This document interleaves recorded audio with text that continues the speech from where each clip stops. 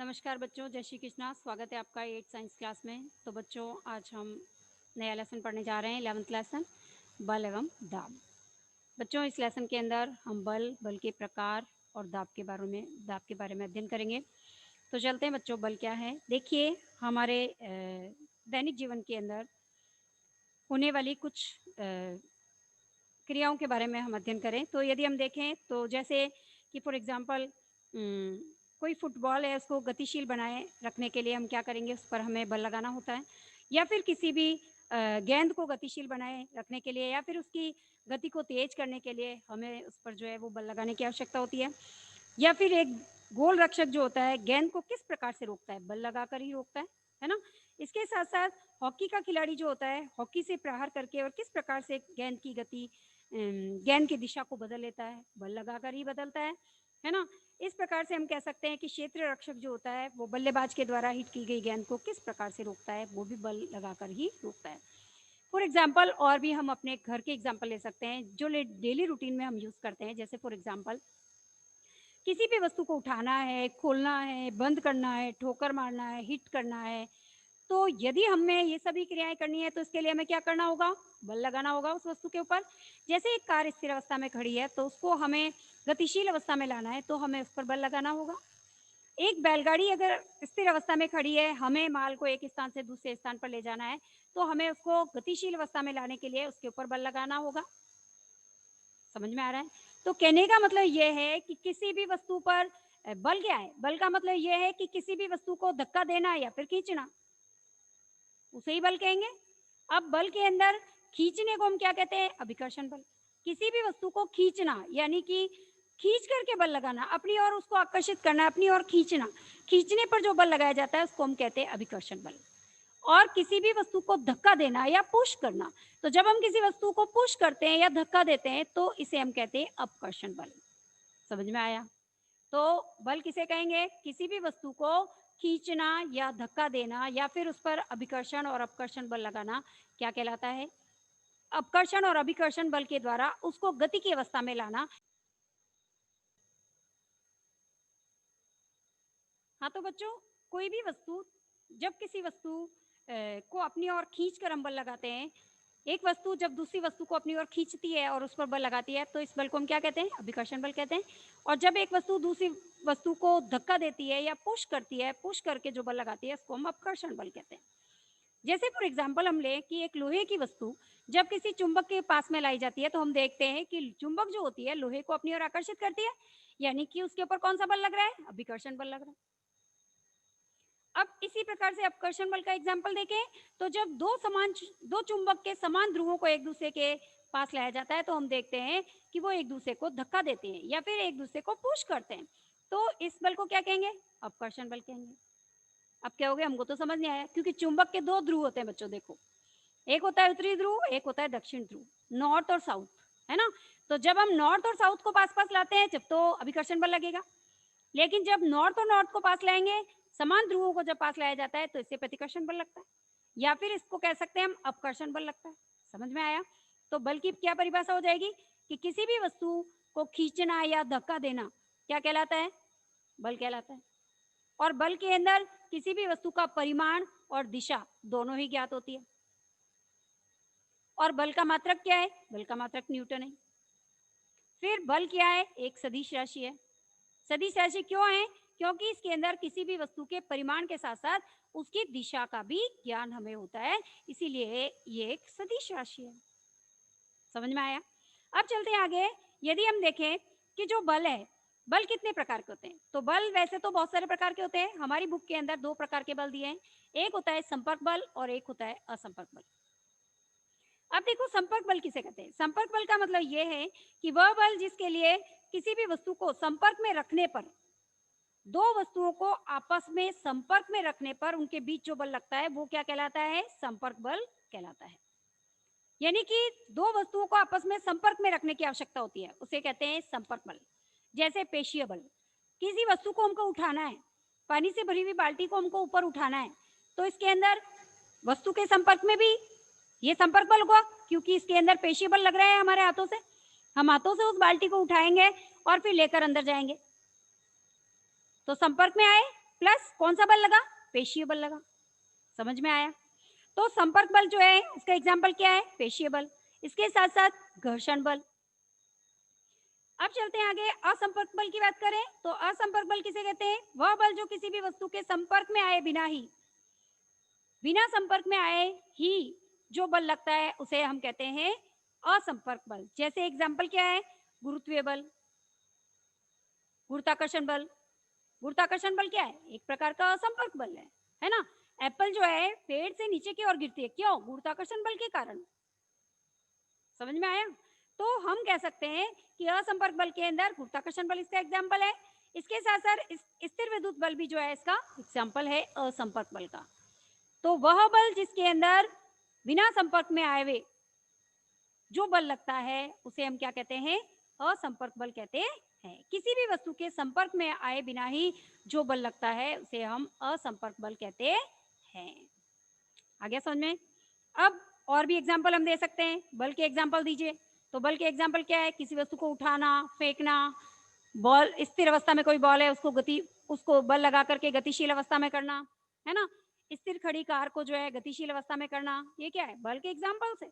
जैसे दरवाजे को खोलना, है ना, किसी ड्रॉ को खोलना, ड्रेसिंग टेबल या कोई हमारी अलमीरा है या कोई टेबल है तो उसकी दराज को जब हम खोलते हैं तो उसके अंदर अभिकर्षण अपकर्षण दोनों बल लगते हैं, है ना। खींचते हैं तो अभिकर्षण बल बाहर की ओर खींचते हैं, ड्रॉर को बाहर की ओर खोलते हैं तो अभिकर्षण, ये बाहर की ओर खींचा हमने तो अभिकर्षण बल लगा।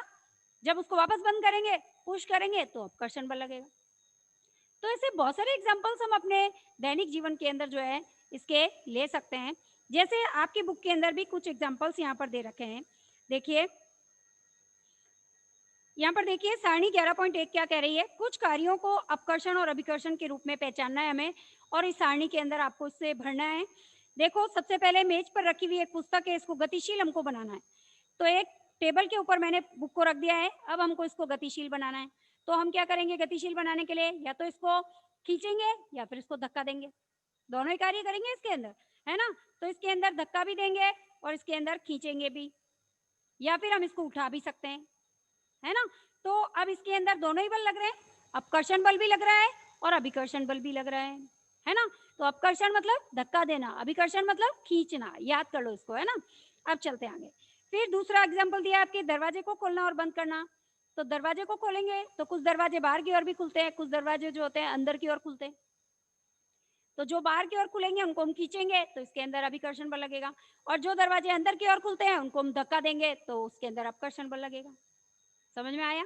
तो इस तरीके से हमको कुएं से पानी की बाल्टी को बाहर खींचेंगे, जब कुएं से पानी की बाल्टी भर के बाहर निकालते हैं, जब कुएं के अंदर खाली बाल्टी डालते हैं जब तो हम धक्का दे रहे हैं, अपकर्षण बल लग रहा है, लेकिन जैसे ही भर के उसको बाहर की ओर खींचते हैं, बल लगाते हैं, तो वो अभिकर्षण बल कहलाता है ना। ऐसे बहुत सारे एग्जाम्पल्स हमारे इसके अंदर बुक के अंदर दे रखे हैं जिन्हें आप पढ़ेंगे और भरेंगे इस सारणी को, है ना। अब चलते हैं, और भी यहाँ पर एग्जाम्पल्स है, देखो चित्र 11.2 देखिए, पेज नंबर 129 पे आइए।